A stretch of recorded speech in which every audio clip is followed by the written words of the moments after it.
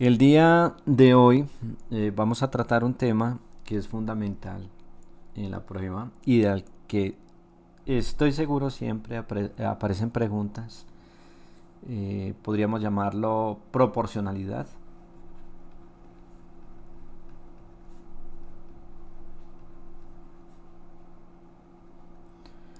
pero también podríamos llamarlo... eh, bueno, dejémosle solamente con este nombre porque sí hay otros conceptos que se utilizan para ellos, pero en la medida que vamos viendo la teoría lo iremos entendiendo. Hay otros aspectos de la teoría que, digamos, anteceden a la proporcionalidad y tienen que ver con el concepto mismo de fracción, entenderlo bien, e inclusive su relación con los decimales. Esto de alguna manera, digamos, conecta con esto. Entonces, para poder entender muy bien la proporcionalidad, pues tenemos que recordar bien el concepto de lo que es una fracción, de lo que es un decimal y de alguna manera enlazarlo con esto. Entonces ustedes saben que todas las fracciones se caracterizan por tener un numerador y un denominador.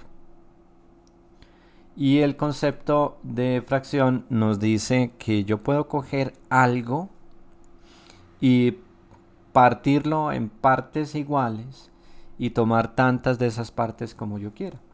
Entonces sabemos que el denominador, que es el término de abajo, nos indica el número de veces en el que partimos ese algo y el numerador el número de cantidades que tomamos, ¿no es cierto? Eso es básicamente lo que hacemos con una fracción. Por ejemplo, en el caso de la fracción 3 cuartos, si tomamos algo y queremos hallar los 3 cuartos de ese algo, aquí es importante saber que una fracción puede representar una parte de un algo, pero también puede representar un número, ¿no es cierto? Y de hecho representa un número. Entonces, si lo vemos como la parte de un algo, ese algo puede ser cualquier cosa, puede ser eh, una región, puede ser una cantidad, un número. Y en este caso, pues yo lo voy a ver como si se tratase de una región, ¿no es cierto? Si tuviésemos una región y de esa región quisiéramos encontrar los 3 cuartos, pues tendríamos que coger la región y irla en tantas partes, nos indica el denominador, en este caso en 4 partes iguales, y de ellas tomar las que nos indique el numerador, que serían solamente 3. Y aquí tenemos los 3 cuartos. Nosotros sabemos que todas las fracciones en las cuales el numerador es más pequeño que el denominador, esas fracciones se llaman fracciones propias. Entonces a estas fracciones las vamos a llamar fracciones propias. Una de las características de todas las fracciones propias, en las cuales el numerador es más pequeño que el denominador, es que esas fracciones siempre son menores que la unidad. En particular, la fracción 3 cuartos va a ser menor que 1. Y así como esta fracción tiene una representación gráfica, como lo acabamos de ver, la fracción 3 cuartos también tiene una representación en la recta numérica que es muy importante conocer, porque hay muchas preguntas que están directamente relacionadas con la representación en la recta Profesor, una numérica de una pregunta. fracción. Sí, claro, pregunta. Ese 3 cuartos porque es menor que uno. ¿Por qué es menor que uno? Ajá. Bueno, una forma de verlo es haciendo la división. O sea, si yo divido 3 entre 4, voy a hacer la división, yo digo, el 4 en el 3 no está, ¿no es cierto? Porque realmente el 4 es más grande que el 3. Entonces yo podría decir, por eso uno podría colocar aquí 0 al cociente, porque el 4 en el 3 no está. Entonces voy a empezar a sacar cifras decimales. Pongo una coma y agrego un 0 para empezar a sacar cifras decimales. Digo, el 4 en el 30 está 7 veces.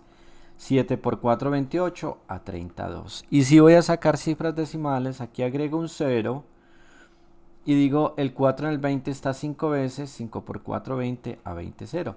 Entonces uno puede ver que si yo divido 3 entre 4, el resultado me da 0.75. Ustedes pueden ver que 0.75 es una cantidad que es menor que 1.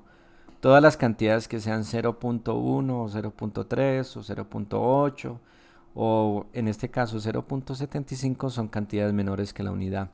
Entonces es de esperarse que si yo voy a dividir una cantidad donde el numerador es más pequeño por otra cantidad donde el denominador es más grande, el resultado me va a dar un 0 punto algo, ¿no es cierto? Siempre me va a dar un 0 punto algo. Y ese 0 punto algo va a ser siempre una cantidad menor que 1. Por eso las fracciones propias, que son todas las fracciones en las que el numerador es más pequeño que el denominador, se denominan fracciones propias. Entonces, fracciones propias, tengamos en cuenta que siempre son menores que 1, siempre el numerador es más pequeño que el denominador. Y bueno, cuando yo lo represento en una gráfica, siempre va a ser menor que la unidad de esa gráfica, ¿sí? Y como les dije también, estas fracciones tienen una representación en la recta numérica. Entonces, si yo quiero representar los 3 cuartos en la recta numérica, entonces lo que tengo que hacer es, bueno, dibujamos la recta numérica. Por aquí tenemos, digamos, el 0, ¿sí? Vamos a suponer que aquí tenemos el 1, por aquí tenemos el 2, por aquí tenemos el 3. Es importante que en una recta numérica cada unidad sea exactamente igual. Pero el tamaño de las unidades lo determina uno. O sea, usted lo puede poner tan grande o tan pequeño como quiera, ¿no es cierto? No hay problema. Aquí yo puse las unidades grandes. Entonces, si yo quiero hallar los 3 cuartos representados en la recta numérica, lo que tengo que hacer es coger cada unidad y dividirla en tantas partes como me indique el denominador. En este caso, entre el 0 y 1 lo debo dividir en 4 partes iguales. Entonces, por eso divido aquí en la mitad y aquí en la mitad, ¿no es cierto? Y aquí tenemos 4 partes iguales, ¿no es cierto? Que son 1, 2, 3, 4. Y podría coger la siguiente unidad y dividirla en 4 partes iguales. Y la siguiente unidad y dividirla en 4 partes iguales. Pero no hay necesidad de hacerlo con las siguientes unidades, porque ya sabemos que la fracción 3 cuartos, que es una fracción propia, es menor que la unidad. Entonces debe quedar entre 0 y 1. Entonces, ¿cómo sabemos en la recta numérica dónde quedan los 3 cuartos? Simplemente contamos de estas partecitas que nos quedaron acá, tantas como indican el numerador. Recuerden que el numerador es el número de arriba. Siempre contando no desde el 0, sino a partir de la primera rayita, porque aquí hay un cuarto, aquí hay 2 cuartos y aquí hay 3 cuartos. Entonces uno puede ver que los 3 cuartos quedan justo acá. Bueno, vamos a pintarlo rojo a ver si se nota un poco más. Justo acá, en este punto, porque está un cuarto, 2 cuartos, 3 cuartos. Y aquí tenemos representado en la recta numérica la fracción 3 cuartos, que sabemos que es una cantidad que está entre 0 y 1. Entonces, siempre que tengamos que representar gráficamente, pues sabemos que si la fracción es propia, nos da menor que la unidad, ¿no es cierto? E igual, si lo representamos en la recta numérica, todas las fracciones propias van a quedar entre 0 y el 1. Todas, todas, absolutamente todas. ¿Qué pasaría si yo tomase una fracción? Vamos a inventarnos una fracción en la que el numerador es más grande que el denominador. Por ejemplo, 11 tercios. 11 tercios. Aquí el numerador es más grande que el denominador. Este tipo de fracciones se llaman impropias. Y este tipo de fracciones siempre van a ser mayores que la unidad. Y ustedes se preguntarán, bueno, ¿y por qué son mayores que la unidad? Porque si usted divide 11 entre 3, hagamos la división, usted dice, el 3 en el 11 está 3 veces, 3 por 3, 9 a 11, 2. Si voy a sacar cifras decimales, aquí pongo una coma y agrego un 0. Digo, el 3 en el 20 está 8, perdón, 6 veces. Está 6 veces. 6 por 3, 18 a 22. Agrego un 0, está 6 veces, 6 por 3, 18 a 22 y así sucesivamente. Entonces me da 3.66666. Ese 11 tercios es 3.666 y así hasta el infinito. Entonces miren que esta cantidad es una cantidad mayor que 1. ¿Cómo lo representaría yo utilizando también figuritas, ¿no es cierto? Entonces yo cogería y en este caso estoy haciéndolo con rectángulos, pero podría ser con cualquier tipo de figura. Bueno, hagámoslo con líneas,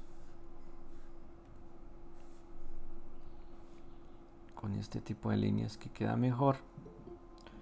Entonces voy a ver cuántas partes voy a necesitar. De hecho, la división ya me da una idea de cuántas partes vamos a necesitar acá. Entonces la división nos dio 3.66, o sea que vamos a necesitar 4 partes. Dana, muy buenos días, bienvenida a la clase. Buenos días. Buenos días. Bueno, entonces voy a pintar aquí 4 partes. Ya van a ver por qué. Y bueno, cada parte la voy a dividir en tantas partes como indique el denominador, que en este caso serían 3. Entonces vamos a dividir cada parte en 3 partecitas. Pero pues la condición es que esas partes tienen que ser iguales, ¿no es cierto? Para que quede bien divididas. 3 partes iguales, aquí 3 partes iguales, aquí 3 partes iguales, aquí 3 partes iguales. Y voy a tomar tantas como las que me indique el numerador, que son 11. Entonces pinto 11. Pinto 11. Ya van 3. Aquí van 6. Aquí van 9. 10 y 11. Y aquí tenemos las 11 partes que deberíamos tomar para los 11 tercios. Entonces serían, cada partecita de estas es un tercio, tomamos 11 tercios. Entonces aquí pueden ver claramente que esta fracción, que es una fracción impropia, que es mayor que la unidad, da más que una unidad. Y bueno, aquí pasa algo muy interesante, y es que ustedes pueden ver que esos 11 tercios, pongámoslo acá, esos 11 tercios, esos 11 tercios van a ser 3 enteros más 2 tercios. ¿Por qué 3 enteros? Porque miren, aquí tenemos un rectángulo completo, aquí tenemos otro rectángulo completo y aquí tenemos otro rectángulo completo. Entonces sumamos 1 más 1 más 1 da 3. Y aquí tenemos 2 tercios, ¿sí? De los 11 tercios van a ser 3 enteros más 2 tercios.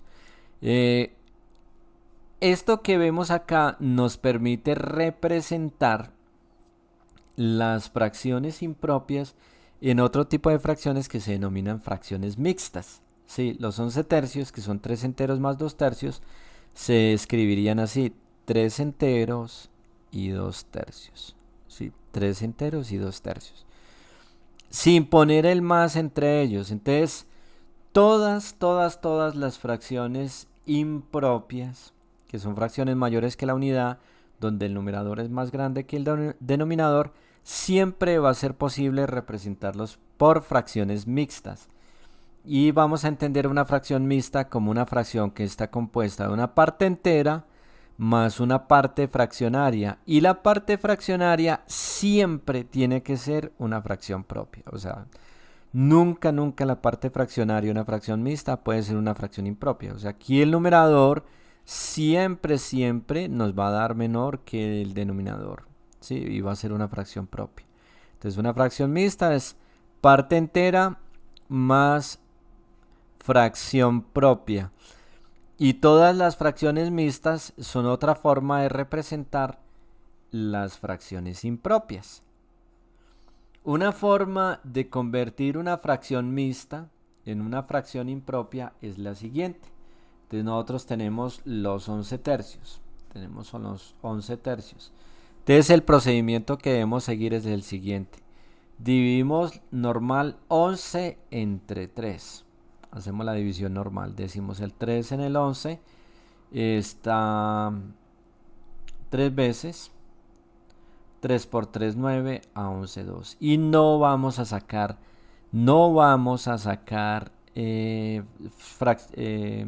cifras decimales, no. Termina la división acá y ya no hacemos nada más. Entonces, siempre la parte entera va a ser el cociente de la división. Recuerden que esta parte de acá en una división se denomina cociente. Y esta va a ser la parte entera. Por eso la parte entera de esta fracción impropia va a ser el 3. Recuerden que aquí va a ir una fracción propia. Entonces, el numerador de la fracción propia va a ser el residuo. Este va a ser el numerador.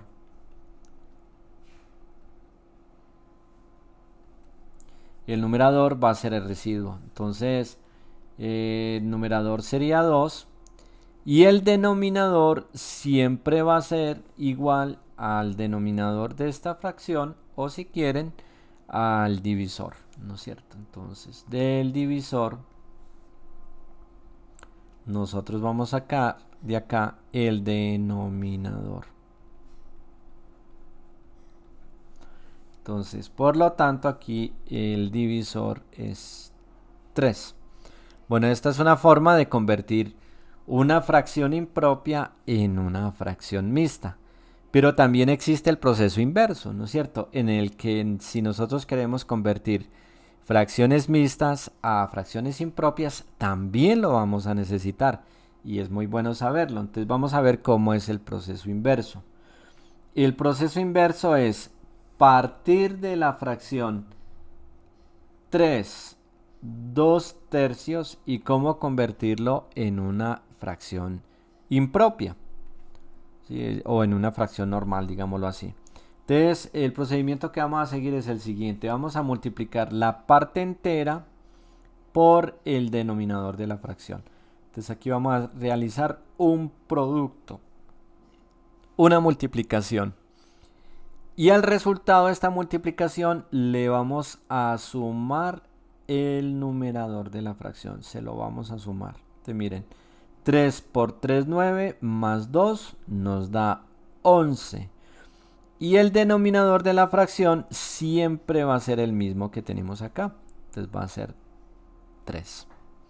Entonces en este caso nos dio exactamente lo mismo, ¿sí? Ahorita practicamos con otro para que veamos que este procedimiento es muy sencillo.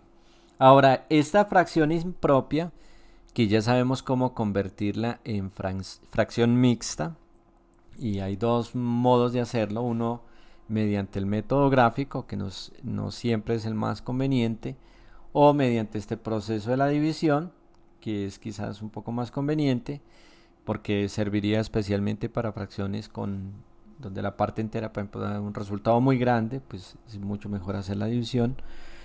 Entonces, estas fracciones impropias también se pueden representar en la recta numérica. Entonces vamos a ver, en el caso de 11 tercios, ¿cómo haríamos la representación en la recta numérica de la fracción 11 tercios? Porque en algunas ocasiones vamos a necesitar representar dichas fracciones en la recta numérica. Entonces lo primero que tenemos que hacer es dividir nuestra recta numérica en unidades. Entonces 0, 1, 2, 3, 4 y bueno, por allá está el 5, etcétera. Y de cada unidad la tenemos que dividir en tercios, o sea, en 3 partes iguales. Entonces aquí pongo una rayita acá y pongo una rayita acá, ya tengo 3 partes iguales. Pongo una rayita acá y una rayita acá, tengo 3 partes iguales. Una rayita acá y otra rayita acá, tengo 3 partes iguales. Y así con todas las unidades, ¿no es cierto? Entonces, como 11 tercios nos dio 3 punto una cosa, pues yo sé que no tengo que irme después del 4. Entonces, de estos 11 tercios, debo tomar 11 tercios, ¿no es cierto? En esta recta numérica, los 11 tercios. teniendo en cuenta de que cada partecita de estas es un tercio. Entonces aquí tenemos un tercio, 2 tercios, 3 tercios, 4 tercios, 5 tercios, 6 tercios, 7 tercios, 8 tercios, 9 tercios, 10 tercios y 11 tercios. Entonces, justo en este punto de acá, nos dieron los 11 tercios. Ahora, miren que esos 11 tercios corresponden, de acuerdo a lo que habíamos dicho, a 3 enteros, que es esta parte entera, 3 enteros, y esta partecita que tenemos acá, que son 2 tercios. Entonces muchas veces resulta muy conveniente representar una fracción impropia a una fracción mixta para hacer la representación en la recta numérica. Veamos un ejemplo de que eso sí resulta muy conveniente. Por ejemplo, a ver, inventémonos una cualquiera.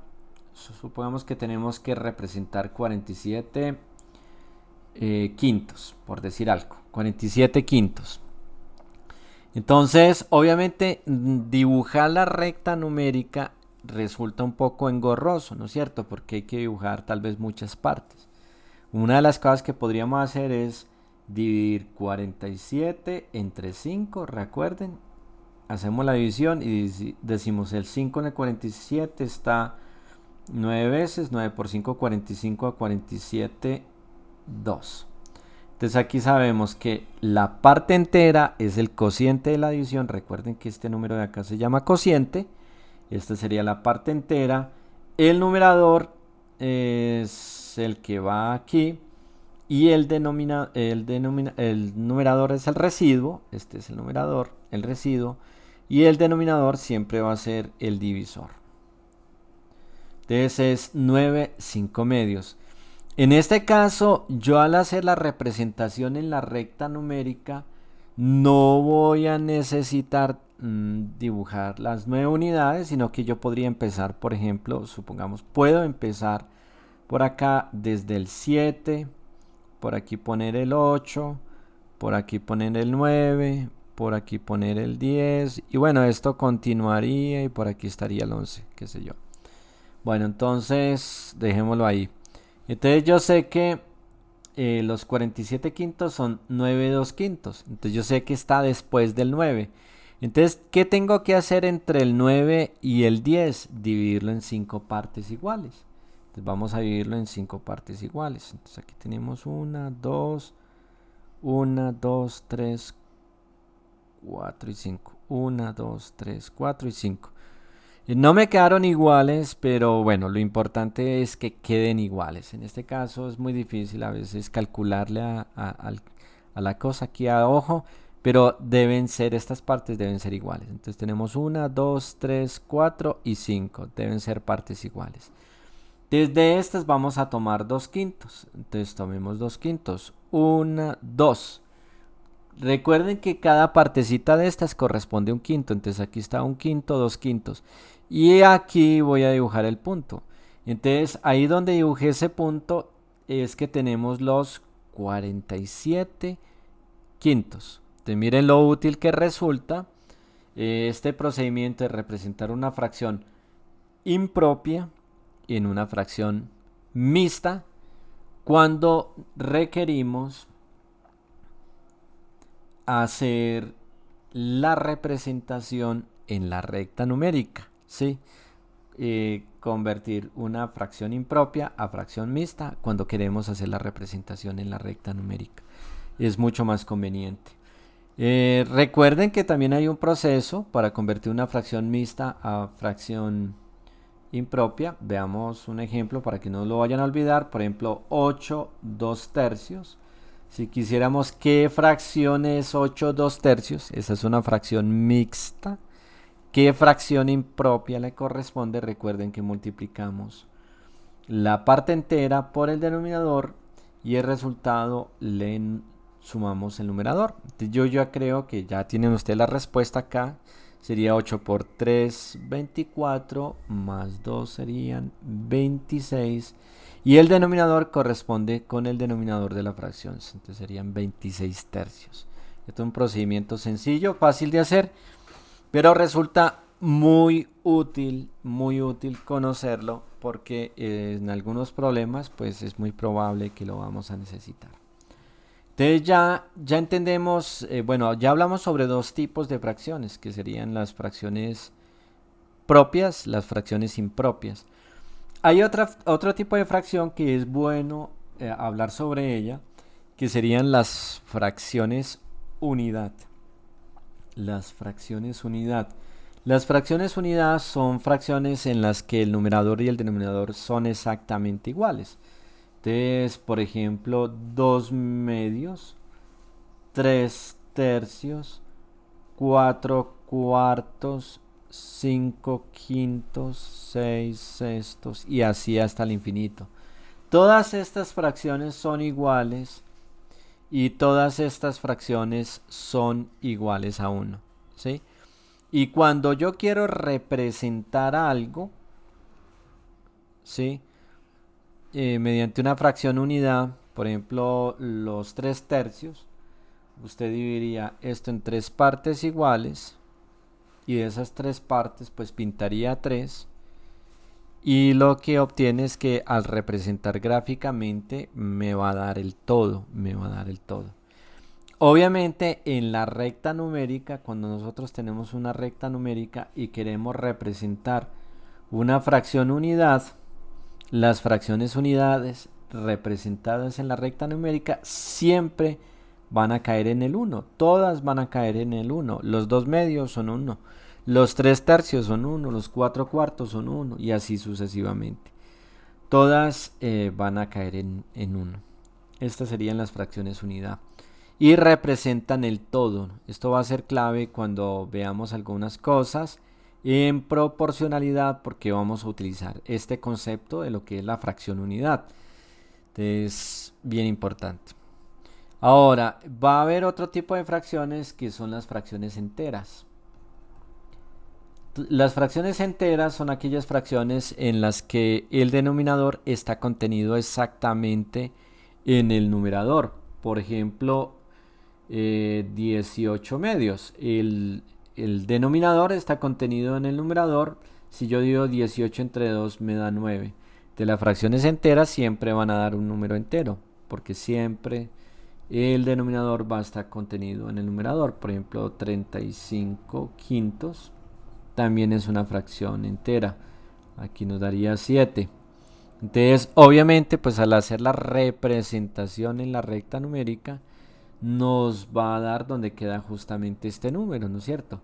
Los 18 medios serían el 9, los 35 quintos serían 7 y bueno, y así sucesivamente. Y cuando yo pues represento los 35 quintos, queda 7, pues nos darían 7 unidades. Es decir, yo tendría que pintar 7 figuras, 1, 2, 3, 4, 5, 6 y 7 y pintarlas pues todas ellas, ¿no es cierto? Aquí tendría 5 quintos, 10 quintos, 15, 20, 25, 30 y 35 quintos. O sea, ahí estarían los 35 quintos, que serían 7 unidades. Entonces esa es una fracción entera. Bueno, ahora sí vamos a hablar de proporcionalidad. ¿Por qué primero fracciones? Porque van a ver que hay como una relación muy íntima entre estas dos cosas. Ah, bueno, y hay algo que no les mencioné y que también es importante tener en cuenta, que además de que una fracción tiene una representación gráfica y una representación en la recta numérica, también tiene una representación decimal. Normalmente, pues como lo hicimos con el caso de 3 cuartos, que nos dio 0.75, es hacer la división y nos da un decimal. Vamos a ver que todas estas fracciones o van a ser decimales finitos o decimales infinitos periódicos. Todas las fracciones son o decimales finitos o decimales infinitos periódicos. Bueno, entonces Vamos a hablar ahora sí de proporcionalidad. Proporcionalidad. Entonces, para poder entender la proporcionalidad, hay algunos conceptos que tenemos que empezar a aclarar, ¿sí? Lo primero sería establecer cuando dos magnitudes están directamente correlacionadas. Entonces vamos a explicar qué quiere decir que dos magnitudes estén directamente correlacionadas. Y es importante saber que la correlación directa no quiere decir que sean directamente proporcionales, directamente correlacionadas. La correlación directa no quiere decir que sean directamente proporcionales. Entonces, dos magnitudes están directamente correlacionadas si al aumentar una de ellas, la otra de ellas también aumenta. Si una de esas, o sea, hay una relación entre las dos y cuando una aumenta, la otra aumenta. O si una de ellas disminuye, la otra también disminuye. Veamos un ejemplo. Vamos a dibujar un cubo. Dibujemos un cubo.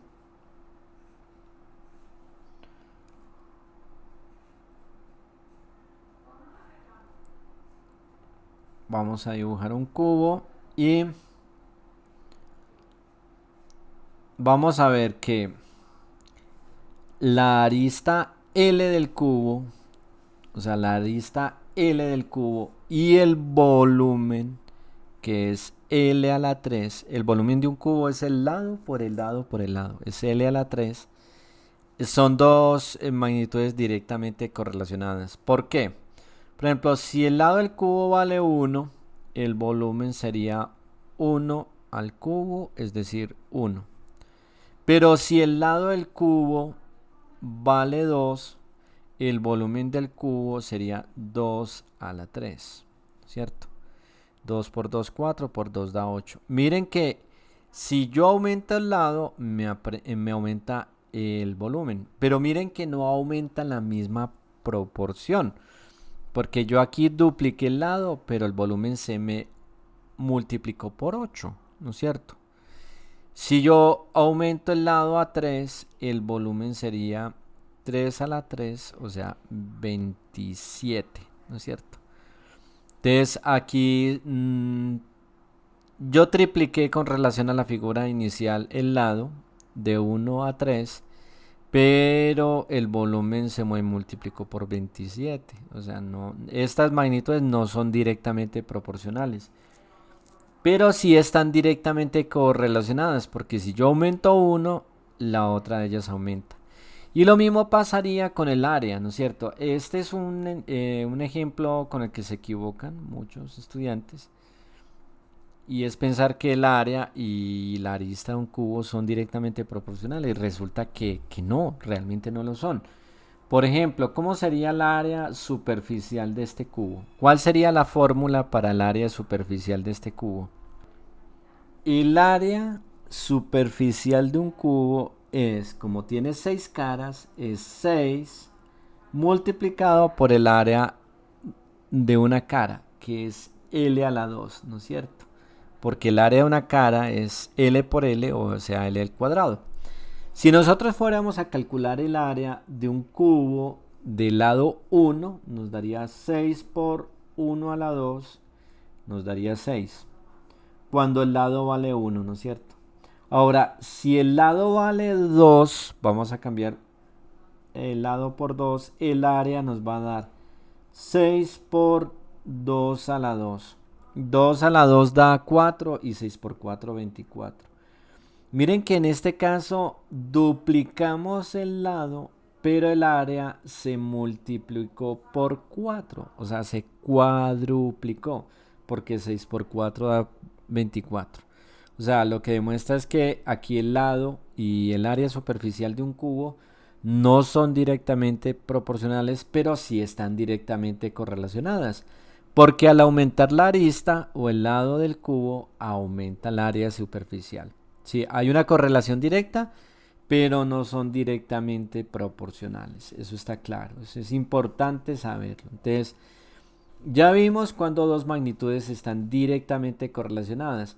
Y claro, hay unas que además de estar directamente correlacionadas también podrían ser directamente proporcionales. Por ejemplo, yo tengo pues manzanas, supongamos, y cada manzana vale 700 pesos por decir algo. Entonces, el número de manzanas y el costo, ¿sí? El número de manzanas y el costo son magnitudes que están también directamente correlacionadas, porque una manzana vale 700 pesos, dos manzanas valen 1400 pesos, tres manzanas valen 2100 pesos, y a medida que yo aumento el número de manzanas, me aumenta también el costo. Y en este caso aumenta la misma proporción, ¿sí? Pero están directamente correlacionadas. Entonces ya sabemos cuando dos magnitudes están directamente correlacionadas. Lo que tenemos que aclarar acá es que la correlación directa no garantiza la proporcionalidad entre ellas. Como lo vimos con la arista de un cubo y su volumen, o la arista de un cubo y su área. Hay una correlación directa, pero no son necesariamente directamente proporcionales, ¿sí? Aunque sí ocurre con el número de manzanas y el costo. Hay una correlación directa y además también son directamente proporcionales. También pueden haber magnitudes que estén inversamente correlacionadas. Entonces vamos a hablar de magnitudes inversamente correlacionadas.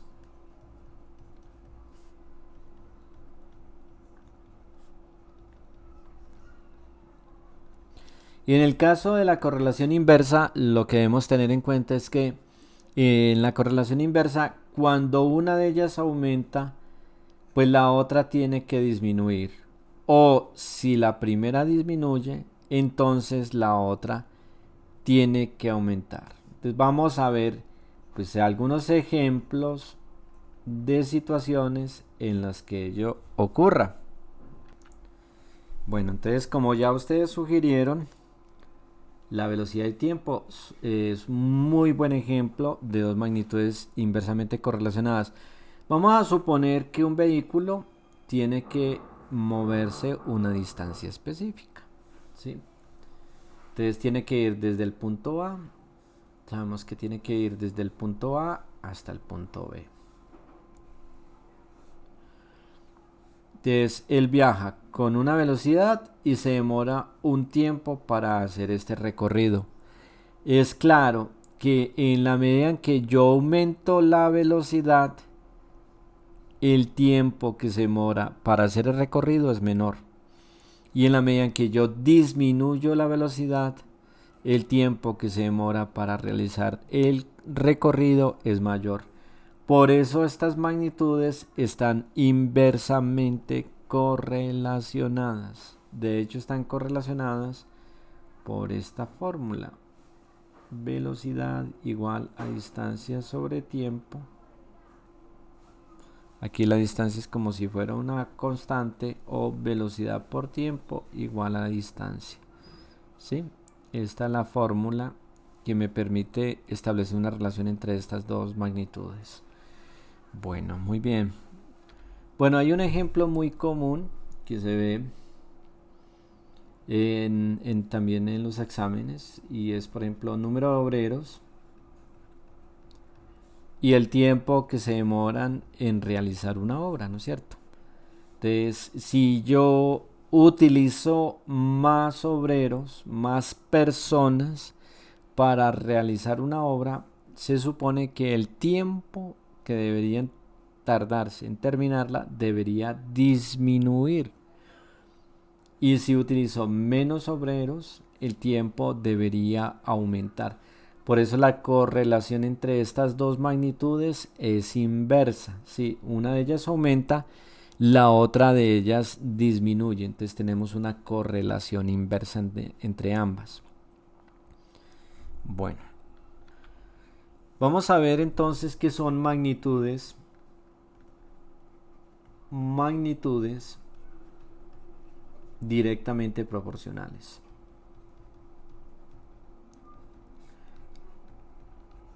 Entonces, vamos a decir que dos magnitudes son directamente proporcionales si están directamente correlacionadas. Entonces, esta es la primera condición.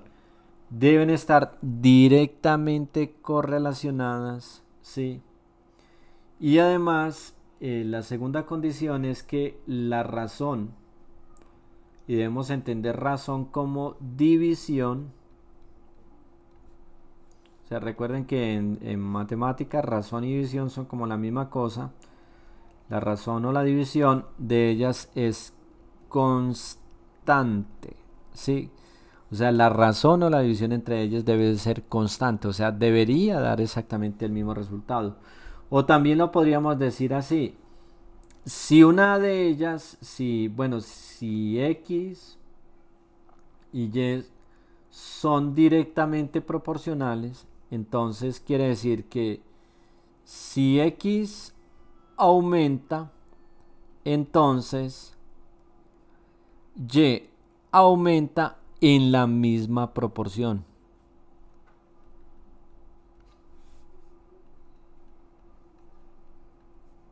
Debe aumentar en la misma proporción. ¿Eso qué quiere decir? Que si nosotros duplicamos X, Y debería duplicarse. Si triplicamos X, Y debería triplicarse, y así sucesivamente. En este caso, esas dos magnitudes X y Y, la división entre ellas debe dar una constante. Debe ser exactamente, siempre debe ser la misma. Entonces, en nuestro ejemplo de las manzanas, nosotros habíamos dicho que pues una manzana para nosotros valía 700 pesos. Entonces nosotros podríamos construir una tabla entre el número de manzanas y el costo, donde una manzana vale 700 pesos, dos manzanas valen 1400 pesos, tres manzanas valen 2100 pesos, cuatro manzanas valen 2800 pesos y así sucesivamente.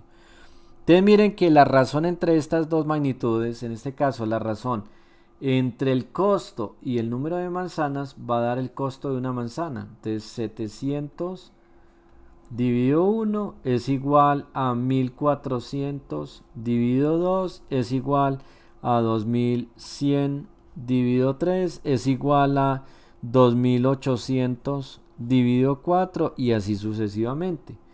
Y va a dar, todos estos resultados van a dar 700 pesos, ¿no es cierto? Van a dar 700, que es el costo de una manzana. La razón entre ellas es constante.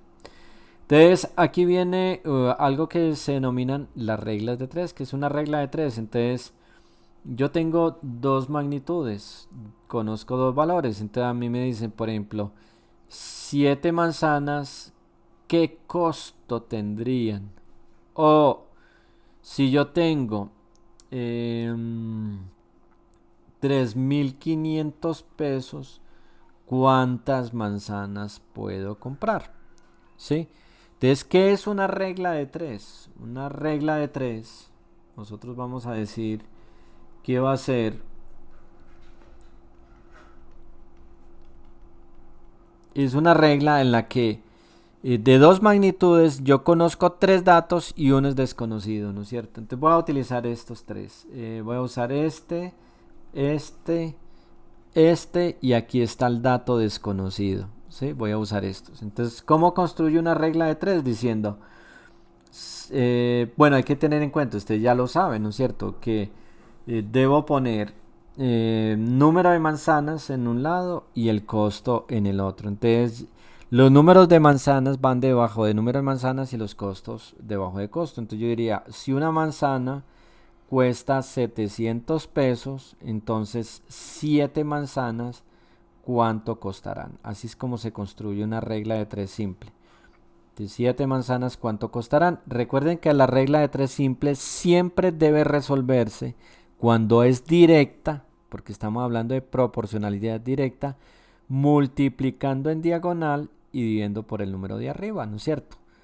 nosotros encontramos el costo multiplicando 700 por 7 y dividiendo entre 1. Entonces 7 por 7, 49 y agregamos 2 ceros. Entonces ya sabemos que esas 7 manzanas cuestan 4.900 pesos.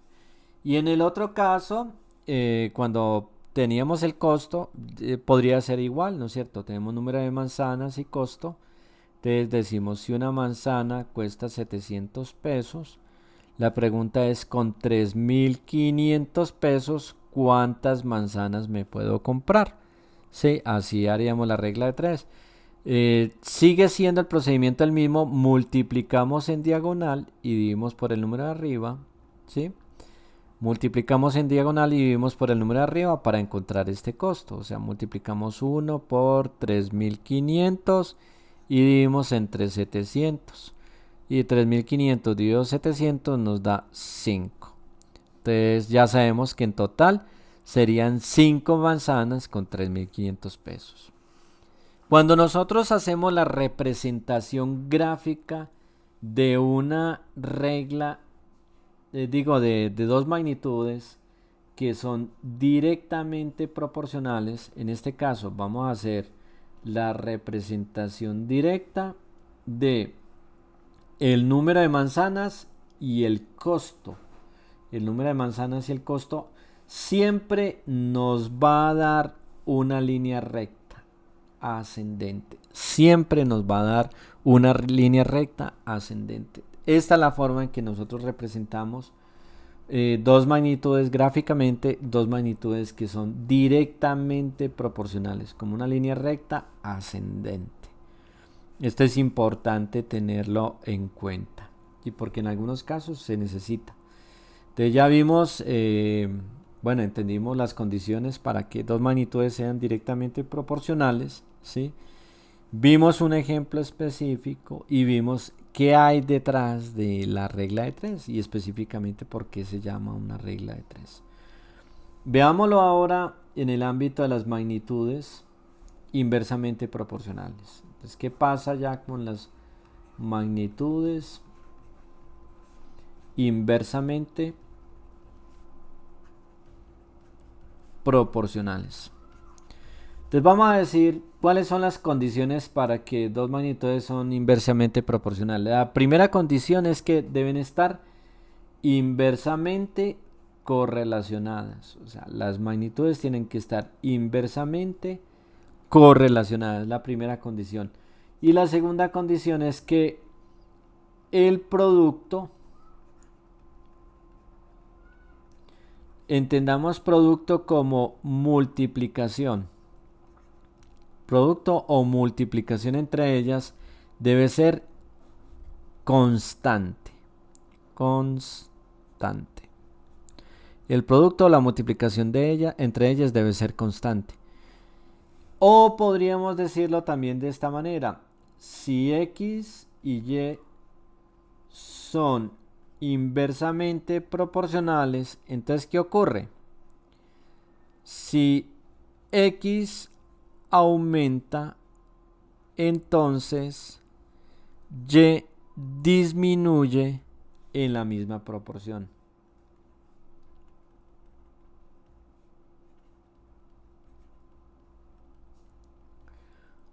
O si X disminuye, entonces Y aumenta en la misma proporción.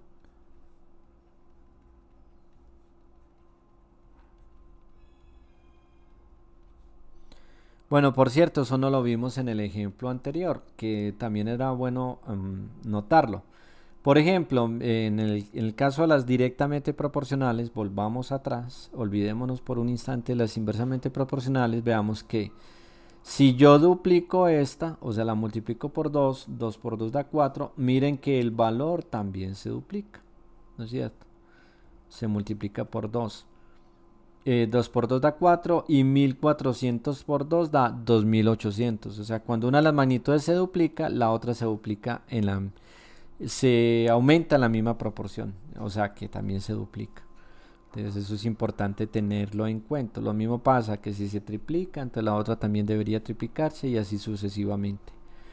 Aquí ocurre lo contrario, es que si una aumenta, quiere decir se multiplica por cierta cantidad, la otra disminuye, quiere decir deberíamos dividirla por la misma cantidad. Entonces veamos un ejemplo para que entendamos esto. A ver, me gusta, hagámoslo con, no sé, con velocidad, tal vez, hagámoslo con velocidad, a ver. Supongamos que tenemos que recorrer una distancia de 20 metros. ¿Sí? Bueno, pongámosle 200 metros. Más fácil.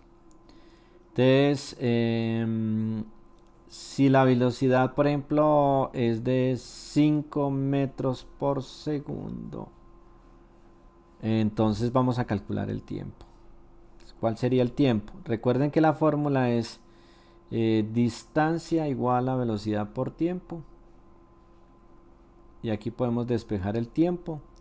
El tiempo es igual a la distancia sobre la velocidad. Entonces, si la distancia son 200, dividimos 200 entre 5 y nos da el 5 en el 20 está 4 veces, daría 40. Bien, daría 40. Entonces, ya vamos a hacer una tabla. Entonces, si la velocidad es velocidad y tiempo. Si la velocidad es de 5, el tiempo es de 40, ¿no es cierto? Miren qué pasa si la velocidad vale 10. Cuando yo duplico la velocidad, el tiempo debería reducirse a la mitad. Debería ser 20. O si yo digo que va a 1 metro por segundo, el tiempo debería, en este caso lo divido por 5, multiplicarse por 5, debería ser 200. O si yo, a ver, pongamos otro valor, por ejemplo 20. En este caso, con respecto a este, lo duplicamos. Si este se duplica, quiere decir que este se reduce a la mitad. Este debería ser 10. Entonces, miren lo que pasa acá con la velocidad y el tiempo. Si yo multiplico la velocidad por el tiempo, es decir, 5 por 40, 10 por 20, 1 por 200, 20 por 10, me va a dar la distancia, que es 200. Siempre va a dar una constante, que eso fue lo que nos faltó colocar acá. Y es que el producto entre X y Y tiene que dar una constante en magnitudes inversamente proporcionales. El producto entre X y Y tiene que dar una constante, ¿sí? Entonces, la pregunta es, por ejemplo, aquí podríamos hacer la siguiente pregunta. Si nosotros viajamos a 8 metros por segundo, ¿cuánto tiempo se demoraría? O supongamos si tardamos, no sé, pongámosle 50 segundos, ¿a cuál de velocidad deberíamos ir? Entonces aquí ya hay una regla de 3. Solo que en este caso es una regla de 3 inversa.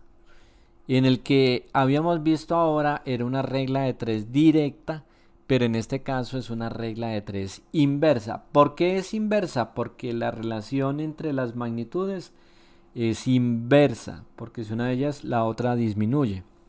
¿Cómo quedaría la regla de 3? Entonces, para ese caso voy a utilizar este de aquí, podría usar cualquiera, ¿no es cierto? Este y este, ¿no es cierto? Y con estos dos voy a hacer la regla de 3, así. Te recuerden que en una regla de 3 van las unidades con las que vamos a trabajar, que son la velocidad y el tiempo. Te decimos que si viajamos a 5 metros por segundo, el tiempo son 40 segundos, ¿sí? Entonces, ¿cómo haríamos la regla de 3? Diríamos, si viajamos a 8 metros por segundo, ¿cuánto tiempo tardará? ¿Sí? Aquí tenemos la regla de 3. Si voy a 5 metros por segundo, tardo 40 segundos. Si viajo a 8 metros por segundo, ¿cuánto tiempo tardará? Aquí es importante saber que las reglas de 3 inversas se resuelven no multiplicando en diagonal, sino multiplicando derecho. Pilas porque esto es muy importante. Multiplicamos derecho y dividimos por el número de abajo. ¿Sí? Entonces aquí lo que queremos calcular, que es el tiempo, sería igual al producto de 40 por 5 dividido por 8. Pilas que esta regla de 3 se resuelve diferente a una regla de 3 directa. Miren que en la regla de 3 la multiplicación era en diagonal. Aquí no es en diagonal, sino que es derecho. Esto tienen que tenerlo presente. Entonces, a mí, por ejemplo, me gusta primero dividir acá. Dividimos 40 entre 8, que está 5 veces, y 5 por 5 da 25. De la respuesta a la pregunta que hacíamos acá, que si viaja a 8 metros por segundo, ¿cuánto tiempo se demorará? Las respuestas son 25 segundos. Se demoraría 25 segundos. Y en el caso de la otra que hicimos acá, hacemos la misma regla de 3, ¿no es cierto? Ponemos las mismas unidades que son velocidad y tiempo. Ponemos lo mismo que dice, si viajo a 5, me demoro a 5 metros por segundo, me demoro 40 segundos. La pregunta acá es, si el tiempo que me demoro son 50 segundos, ¿a qué velocidad debería ir? ¿Sí? ¿A qué velocidad debería ir? Y nuevamente la respondemos multiplicando siempre derecho y dividiendo por el de abajo, porque la relación es inversa. Entonces multiplicamos 5 por 40 y dividimos por 50. Entonces, como a mí me gusta hacer primero la división, cancelando un 0 de acá con un 0 de acá. Y bueno, el 5 con el 5 se va y me quedaría finalmente el 4. ¿Sí? Entonces, la respuesta es que debería ir a 4 metros por segundo. Recuerden que aquí la respuesta eran 25 segundos, eran tiempo. Aquí ya es metros por segundo porque es velocidad lo que están preguntando. Entonces la velocidad sería en 4 metros por segundo. Y esta es la forma en la que debemos entender la regla de 3 inversa.